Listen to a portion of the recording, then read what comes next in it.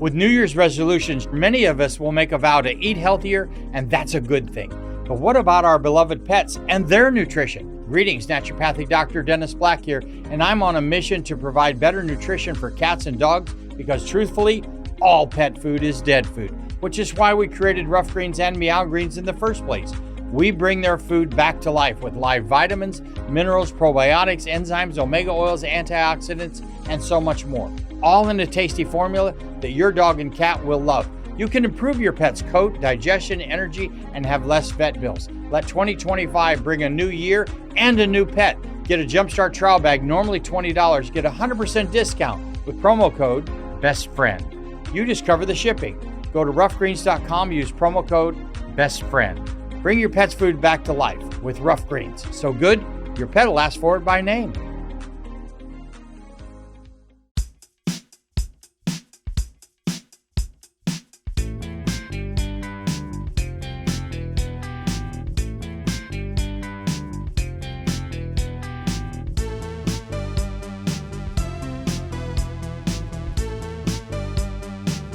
Welcome back for another episode of the Movie Review Rewind podcast right here on Sobros Network. Mine's right, ass is tight as we tackle episode, I don't even know what episode number this is. Happy New Year, Brandon. Happy New Year. What's your New Year's resolution for 2025? I don't really believe in them, but if I said I don't either. I would want to read more. I got some books I'd love to read. Yeah. And to try and go back and maybe watch some older movies like from the 70s, 60s, 50s. Yeah. Kind of get reacquainted with those. I want to lose 100 pounds. Oh, no. So I'm going to cut off my dick. Yeah. Welcome. I forgot about that big dragon schlong. welcome to Movie Review Rewind, everybody. Move in. And what's the movie? Gosford Park. If you can't tell, we're at the end of a recording day. Yeah, I've already done 3 hours. I'm tired. So we're Sleepy. here to talk about a movie that I think came up a couple of years ago. Whenever I think it would have been 2022, season 2 of Drinking With. And we were looking at movies to talk about, and part of the process, peek behind the curtain. A lot of it is just Googling movies from 2001. But then we also like to look at the Academy Awards and try to pick like which were the most influential to talk about, and which, had the biggest effect on the film industry. And sometimes it's just, hey, we liked these and we like to revisit them 21 years later. There's some you hadn't seen since they probably came out in theaters. Yeah. And you don't remember shit about them. But that season was pretty tricky. I don't remember exactly what we ended up going with, but Gosford Park was... Dude, Where's My Car? Was that the Dude, Where's My Car year? I think that was the Stupid. first year. I think that was season 1. I'll be honest. You have to check with my cat. I have no idea what season we're even on. Well, it's 2025. It's 2025 now. It's 2024. It's 2025 now. Oh, shit. The years just passed. So I think we're on season 6. Oh, my God. Has it been that many? 2, 3, 4. How old No, are it's we? season 5. How old It's are we? season 5. Season 5. My bad. Am I 40? But Gosford Park that year was one that kept coming up. We'd record our 3 episodes and then say, okay, what do you guys want to do the next time we get together? And every time we had those conversations, Gosford Park seemed to keep popping up in discussions, but we never committed to it. And I think that's partly because I don't think Gosford Park had this big, massive effect on cinema. It's critical acclaim. Yeah, but it's Robert Altman, one of his last movies. I don't think the casual moviegoer was raving about Gosford Park back in 2001. No. But it was interesting enough for us that we kind of wanted to take a look back at it.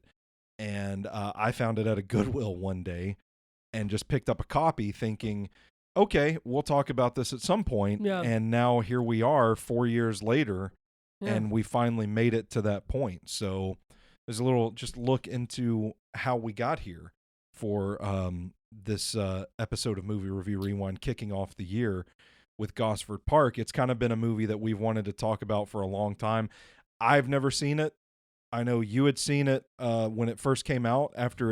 This is back in the days when like the Oscars happen and everybody's talking about Gosford Park. So you go down to your Blockbuster or your Hollywood Video and pick up a copy to watch. But let's start from there, man. General impressions, what you remembered of Gosford Park compared to what you got when you rewatched it today. I think nowadays people consider it kind of a Knives Out sort of whodunit, and it's a very British movie. Do you think it's like a Wes Anderson movie? Any British actor almost is probably in it at some point. I got a little Wes Anderson from it as well, but in the sense of it's like really dry humor from things that probably shouldn't be funny. Yeah. It's like you're laughing at something that like, this is kind of fucked up. But then I kind of feel like it's British humor anyway. Well, that's true. I feel like that's where Hugh Grant and everyone comes in. That's just how they get around. Yeah. I specifically felt that with Stephen Fry's character in Gosford Park. Stephen Fry, that but was there's British humor. Emily Watson and Maggie Smith and Clive Owen and Ryan Phillippe and Kelly MacDonald, who was in crazy cast. Boardwalk Empire and in Brave, which is one of my wife's favorite Pixar movies. Did you even say Clive Owen? Yeah, I did. Helen Mirren? Helen Mirren and she's not in it that much, but she plays a pivotal part, which she ended up getting nominated, I know. Yeah. Charles Dance, who I know him from Game of Thrones, but also I told you, a villain in Last Action Hero. And funny enough, we just got shared, just not that long ago, about Guillermo del Toro's Frankenstein, and he's in that. Really? Oh, yeah, I didn't even. He was in it. I didn't even catch that. I saw the picture. Oh yeah, he is in the picture. Yeah. Mm-hmm. Okay. Also, I don't know how to pronounce his name, but he's in a ton of stuff. Sir Michael John Gambon. Oh, Michael Gambon. He was Dumbledore. He just passed away in 2023. Yeah. Yep. So I thought he was pretty funny. He was funny, ends up kind of being the one that ends up getting it, shall we say. And spoiler you kind of have alert. to figure out. Well, it's 2000. I mean, if you haven't watched Gosford Park, I don't know why you'd be listening. 2001. I'm sorry. Yeah. This podcast. Yeah. But I think the biggest surprise is Ryan Phillippe, who's kind of a back in the day fuck boy. Yeah, he was hot shit. But rightfully so. Perfectly cast. But yeah, they had he a ton did of stick people. out like a sore thumb in this movie to me. But he's also the Irish representation of it. So he's already kind of noticeable within the mixture of the British company that he's keeping. Just felt like this is a weird spot for him to show especially now. When you watch it now, and back then, I remember when we were doing this, and this had been, at least a few months ago, it does seem kind of odd that he's in it. Like, I think of Ryan Phillippe, like Antitrust and Cruel Intentions, and I Know What You Did Last Summer. Yeah. I forgot he was in an Oscar picture. Mm-hmm. And the way he did it. But he also kind of plays the guy you think he would play. So I don't know how much of a stretch that really is. Sure. Yeah, fair enough. So what do you remember about the movie? Like, what did you, like, drawing back to when you were younger and saw this, what did you think about it? Well, I remember it kind of being a whoudunit, but I could not remember how it ended at all. And I couldn't remember what the circumstances were. Yeah. But I do remember Maggie Smith. Oh man, she's great. And actually the guy that also is in it, who works for who's basically one of the waiting staff, ended up being a part of Downton Abbey, which Maggie Smith was also a part of. Yeah. But that's all I really remember. I remember Robert Altman being the director. I remember it kind of getting critical acclaim. When I watched it, which this would have been while we were still in high school, I remember not hating it, and I kind of liked that atmosphere. Yeah. Of it, kind of showing the elite and then the ones that wait on them, and kind of the class versus class. Even, I don't know if you caught this, but even the cast in the credits is split up into above stairs and below stairs. And so I thought that was pretty good, but I did forget how many people were in it. Those that, obviously we would recognize. But the ending is what I really couldn't remember. I couldn't remember who got it, and I couldn't remember what the circumstances were. And so it was kind of fun rewatching it because it was almost like watching it for the first time, to be honest. Yeah, I thought this was kind of the perfect example of maybe giving movies a second chance when you get older, because I know I didn't see this when I was younger, but I know if I would have seen this movie, I would have hated it in 2001. And I think thematically, some of the things that they explore would have just gone right over my head. Like, I wouldn't have understood the 1930s era British class system. You know, I don't think I would have gotten a lot of the humor. I don't think I would have appreciated the acting. I damn sure wouldn't have known. I wouldn't have known who anybody was in 2001. No, probably not. So I don't think I would have appreciated it, but I watched it for the first time preparing for this podcast, and I kind of felt like you get a little bit, to me, I think you get some of the dry humor early on, and it kind of turns into like the Agatha Christie kind of story. But I think atmospherically, the vibes of the movie, I would say this is like the perfect rainy Sunday afternoon movie. Yeah. That you can just kind of put on and catnap to and appreciate Maggie Smith, appreciate Helen Mirren, Clive Owen. I thought Maggie Smith added a lot to that humor. Yeah, for She sure. was very much where, especially the one scene I thought was kind of pivotal on kind of just the whole system on the way things work, is that the trouble that her maid went through for the dress. And then the day she's like, I've decided I'm not going to wear that. It's fine. That kind of stuff. On top, she did have some pretty good lines. So I understood why she was nominated, because she's never lost that touch of delivering that line. But you know what I thought, and I didn't realize this, I can never remember his last name. It's Bob something, and he's in Wes Anderson movies. And he's in this movie as the American. Bob Balaban or something like Balaban. that. Yeah. Balaban. And all this was an idea from him and Robert Altman. Yeah. Like it says in the movie, and I'm like, oh, that was pretty impressive. Bob asked Robert straight up, like, hey, can we work together? Like, just, is there anything we can develop together? And Altman suggested a whodunit. Is he had wanted to do something like the country like house Clue? Murder mystery Clue. Yeah. Like Clue, that explored that way of life. And that was kind of the thing that they agreed on, crazy. which it is crazy. For one, to just go up, which I mean, I can get wanting to work with somebody, but just to be like, hey, can we do, like, anything? You got anything? Yeah. And he's like, actually, you know what, Bob? Let's do Gosford Park. Yeah. Funny you asked. Altman chose British actor and writer Julian Fellows to write the screenplay because Fellows knew how country houses operated. This is just from the Wikipedia page. Oh. Never written a feature film before. Gets the call from Altman and asked him to come up with some characters and stories. So, like, this whole thing, wow, from the inception of the idea, it almost sounds like they're just winging it. Like, they've just got this idea of something that they want to do. Altman wanted to do a whodunit, so who's with him? Yeah. Basically. And, I'm trying to find where I lost my place a little bit. Yeah, set in a country house in the 30s, gonna have a murder somewhere, but they really wanted it to be an examination of class. So, like, that's where this thing starts. It's crazy. This sounds, I don't know if you feel the same way, but this sounds like you and me sitting down on the couch after a couple of drinks, like, hey, what kind of story can we come up with? What do you want to do? I'd a movie? Like to do a murder mystery. Yeah. So, well, good for them, because the way they kind of flushed it out and the talent that they were able to get and the story they were able to tell ended up being obviously a hit with somebody, and it probably made good money for what it was made and what it ended up doing. And Fellows was quoted as saying, all the way through, I thought, this can't be happening. 50-year-old fat balding actor is phoned up by an American movie director, but he said, I did the work as if it was going to happen.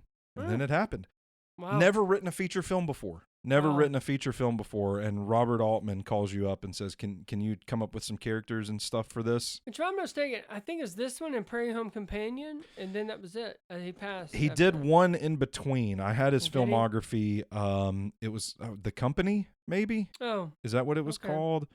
Well, I can't I can't Maybe. find it all of a sudden. Yeah, The Company in 2003. Oh, okay. Nev Campbell, Malcolm McDowell, and James Franco. That's odd. Yeah. Never heard of that one. Anyway, back to the making of Gosford Park. The original title of the film was The Other Side of the Tapestry, but Altman thought it was awkward, so fellows began looking through some books and came up with Gosford Park. Altman said, quote, "Nobody liked it. Everyone fought me on it, but when you make a picture using a name, that's its name. It's not a gripping title, but then MASH wasn't either." So it's incredible to me that something that kind of feels so intricate and well thought out kind of started as this just hodgepodge of ideas and an attitude of sort of, hey, let's just see what we can come up with. Yeah. And you have the screenwriter, never written a feture film before, But that's knew the writing country it. house. writing it the whole time thinking there's no way this is going to happen. There's no They'll way do they're not going to make this movie. And then it turns into something that it gets 7 Oscar nominations. You know, it's kind of crazy sometimes when we talk about these movies on this show, Yeah. like the different paths that some of these films take and the unexpected successes that they have off of this. Absolutely. But I do think when you have someone like Robert Altman, that gets you noticed pretty damn quickly. Yeah. So they wanted it to be this Agatha Christie-esque story, whodunit, Clue. Yeah. There's another movie that I was reading through the reviews on Rotten Tomatoes that kept coming up too. Upstairs, Downstairs, or something like that. Mm-hmm. That was referenced quite a bit, but they said that they wanted to rework things a little bit, and the idea was to tell the story of the murder through the eyes of the help, which hadn't really been done at that point. So in a way, kind of an innovative tale too. Yeah, especially I guess from that perspective. Yeah. Yeah, that's true. There were some names attached to this project that were ultimately not in the film, namely Jude Law. British. Was supposed to be in it, but he dropped out of the production just before the shoot began and was replaced by Ryan Felipe. I had a feeling he was going to be the Playboy. Kenneth Branagh was in talks. He should have. Yeah, to do a role, but Jim Broadbent. Scheduling conflicts. Jim Broadbent, I do not see on the list. Damn it. I'll give you another British. Another guess. British dame. Judy. Yeah, Judi Dench, Alan Rickman. Oh, that would have been good. Ultimately, what was Judi Dench? Couldn't make it happen. They don't say. They just say she's considered for roles in the film. I wonder if she was going to be Helen Mirren or yeah, I don't know. Maggie Smith. Yeah, I can't picture anybody but those two in those roles. I can't, but you know what? It's kind of weird to see Helen Mirren. And the fascinating part of it is that she's not in it that much. No, she's really not. I mean, you really, I'm going to say maybe 15 minutes. Yeah. Towards the beginning, something towards the middle, and then all of a sudden you got her towards the end. Tom Wilkinson. No, I've at the end of the list. Oh, Daniel Radcliffe. Oh, Daniel Radcliffe. No, Daniel Radcliffe. Damn it. Hugh Grant. Hugh Grant would have been sick in this movie. Yes. Yeah. Yes. This cast was so extensive. If you take the two that were nominated for Academy Awards out, yeah, who was your favorite? Oh gosh, I think I would say Clive Owen, but I honestly think it's just because I like Clive Owen. I think Clive Owen's a very smooth, cool Clive actor. Owen, but I kind of like the role he played. Mm-hmm. I thought he was pretty good. I think that kind of helps, but honestly, I don't know. I mean, I love Maggie Smith the most. I think. I think I do too. Yeah, but she just had the best stuff, but also like. The scene at the end with Helen Mirren. It was, yes, but see, I also think that's what hard. got her a nomination. Yeah, I do too.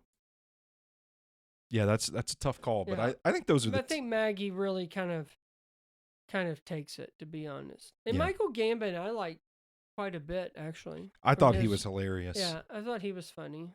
He was good in Dumbledore. Dumbledore, Sleepy Hollow. Oh, yeah. Yeah, I thought I liked him in that as well. All right, let's talk about the Oscars then. We keep dancing around it. Yeah. That supporting actress field, Mm-hmm. you get 2 actresses from the same movie in it, Yep. Helen Mirren and Maggie Smith for Gosford Park, Marissa Tomei for In the Bedroom, Mm-hmm. Kate Winslet for Iris. And then do you remember who actually won it that year? Is A Beautiful Mind involved? A Beautiful Mind is involved. Jennifer Connelly. Jennifer Connelly, yeah.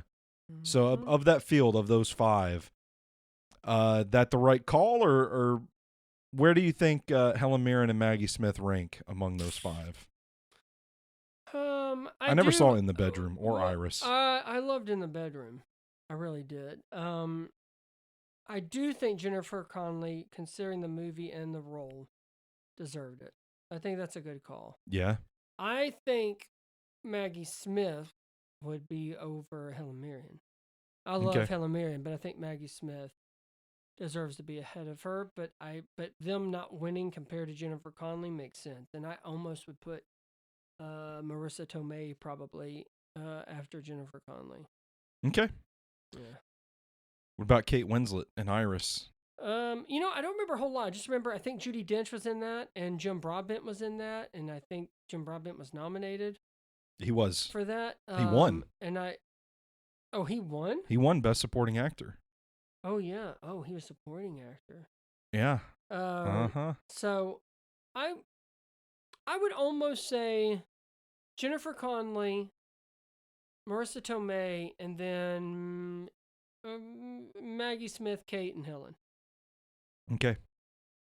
Yeah, I like I said, I haven't seen In the Bedroom or Iris, so Iris I can't was rank a very. I honestly, I haven't seen it in so long, but I did see it, and it is a drama. And I mean, Kate Winslet can do no wrong, but I did enjoy Maggie Smith, and I think that was right for her. And it's kind of funny to see her in that, and then knows that she did Downton Abbey.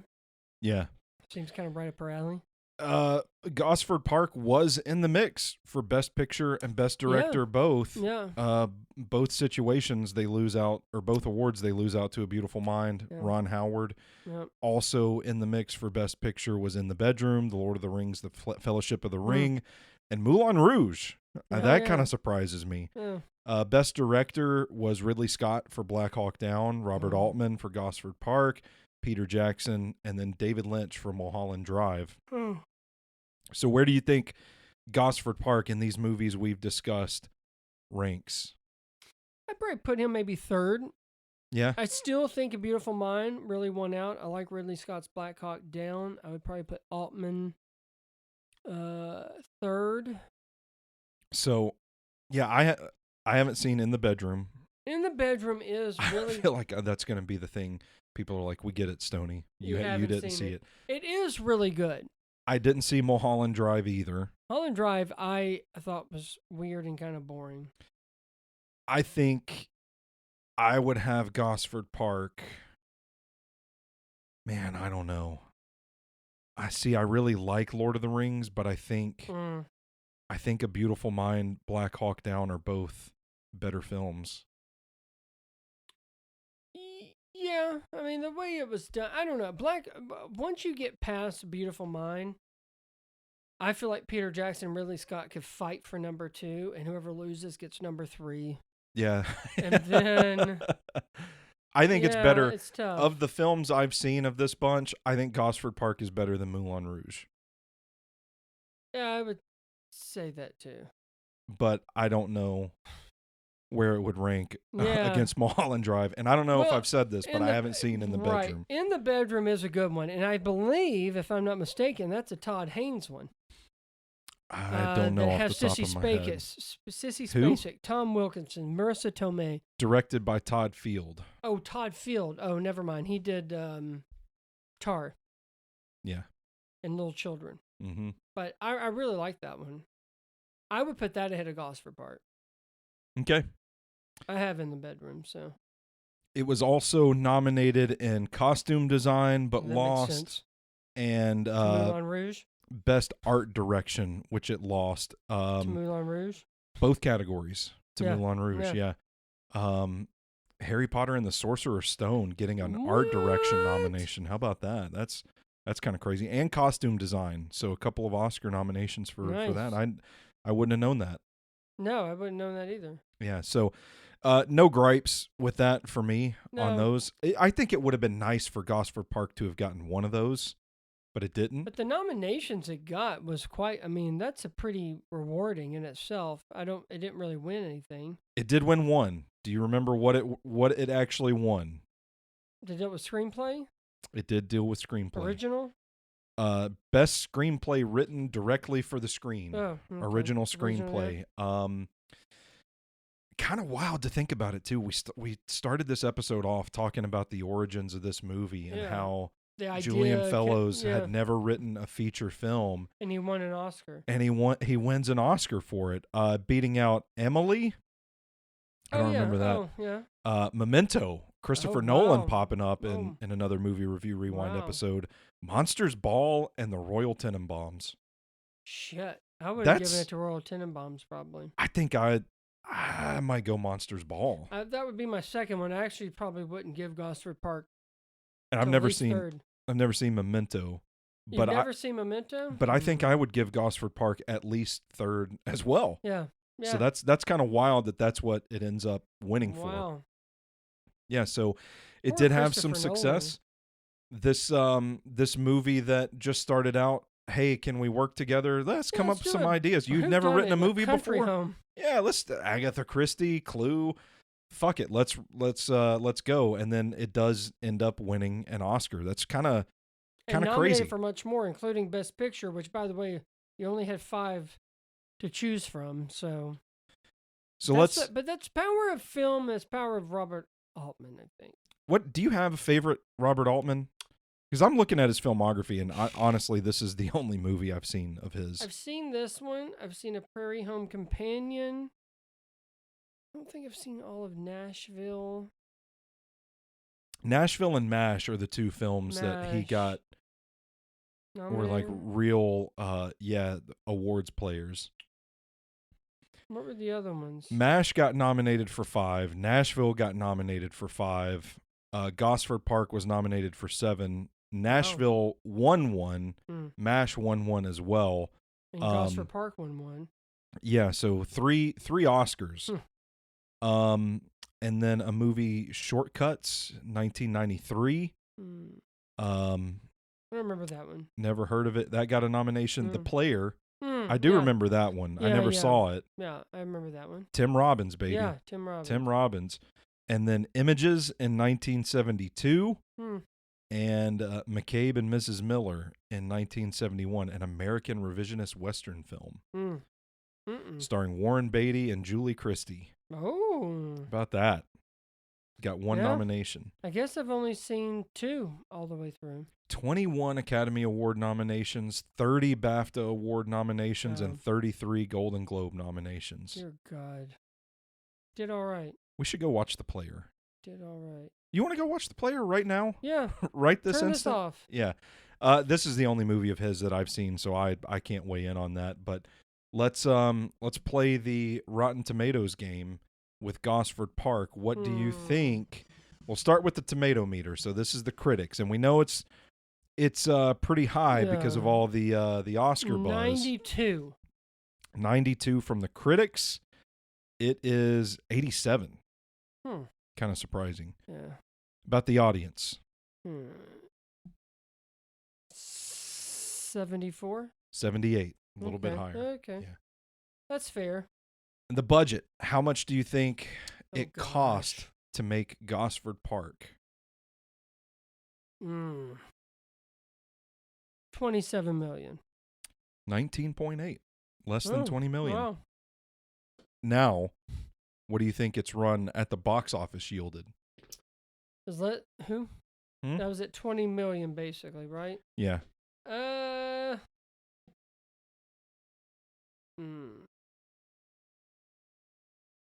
78.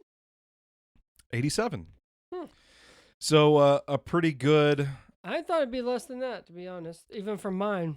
Yeah, it was one of those movies that came out a few theaters, didn't make a whole lot of Slowly. money, got released in a few more, made a little bit more money, and kind of held on just through awards season, and then it took off. Wow. And a lot of its money was made later in its theatrical run. So it is.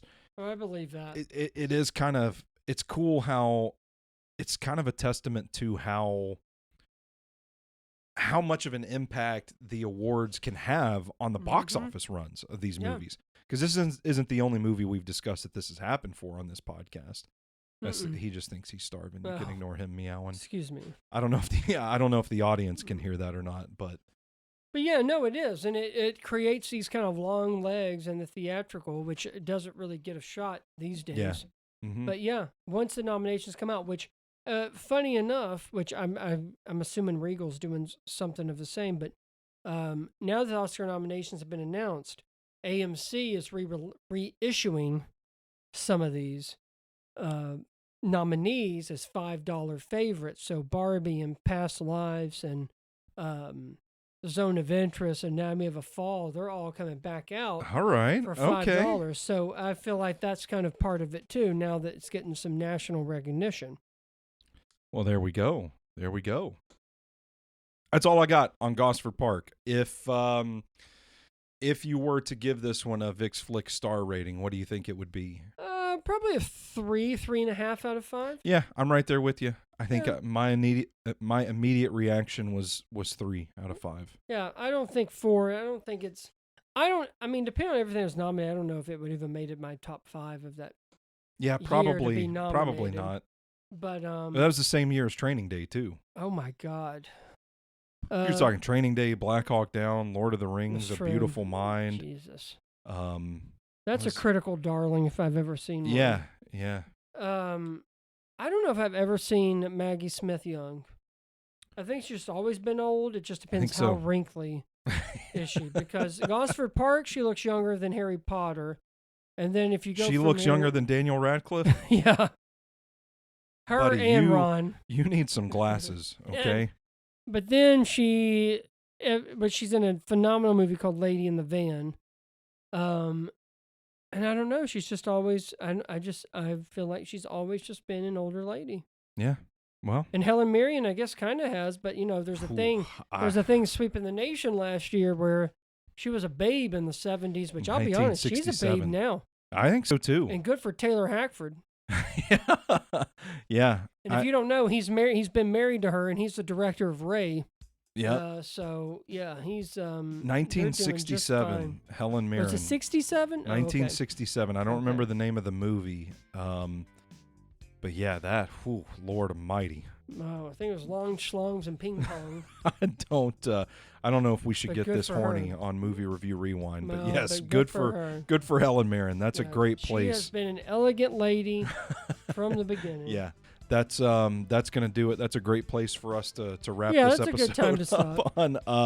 Thank you guys for your support of Sobros Network. Thank you for listening to the Movie Review Rewind podcast. He's Brandon Vick. I'm Stoney Keeley, and until next time, you stay classy, moviegoers.